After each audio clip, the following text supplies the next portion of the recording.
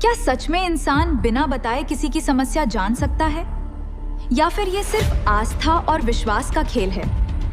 मध्य प्रदेश का एक नाम आज पूरे भारत में चर्चा में है, बागेश्वर धाम, और इसके पीठाधीश्वर हैं धीरेन्द्र कृष्णा शास्त्री। बागेश्वर धाम एक धार्मिक स्थल है जहां बड़ी संख्या में श्रद्धालु दर्शन के लिए आते हैं। यहां हनुमान जी की भक्ति और कथाओं के साथ साथ दिव्य दरबार भी काफी प्रसिद्ध है। दिव्य दरबार में भक्त अपनी अर्जी लगाते हैं और बाबा मंच से उनकी समस्याओं का वर्णन करते हैं, जिसे कुछ लोग चमत्कार मानते हैं तो कुछ लोग इसे आस्था और अनुमान से जोड़ते हैं। सोशल मीडिया के दौर में बागेश्वर धाम तेजी से वायरल हुआ है। लाखों लोग उनकी कथाओं और दरबार को देखते हैं। देश ही नहीं, विदेशों में भी उनके कार्यक्रमों की चर्चा होती है। समर्थकों का मानना है कि ये सनातन परंपरा और भक्ति का विस्तार है और इससे लोगों की आस्था और मजबूत होती है। लेकिन दूसरी तरफ कुछ सामाजिक संगठनों और आलोचकों ने इन दावों पर सवाल भी उठाए हैं। उनका कहना है कि ऐसे दावे अंधविश्वास को बढ़ावा दे सकते हैं। महाराष्ट्र की अंधश्रद्धा निर्मूलन समिति जैसे संगठनों ने भी इन बातों को चुनौती दी है।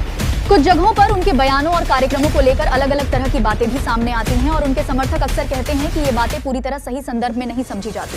इसके साथ ही धाम पर कई सामाजिक कार्य भी किए जाते हैं, जैसे कन्या विवाह, गौ सेवा और जरूरतमंदों के लिए भोजन सेवा।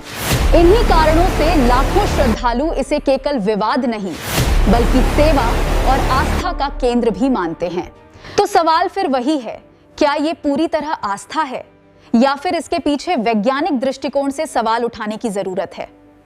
इसका जवाब अलग अलग लोगों के नजरिए पर निर्भर करता है, लेकिन एक बात साफ है, बागेश्वर धाम आज भारत के सबसे चर्चित धार्मिक स्थलों में से एक बन चुका है। आपका इस पर क्या विचार है, आस्था या सवाल? कमेंट में जरूर बताइए।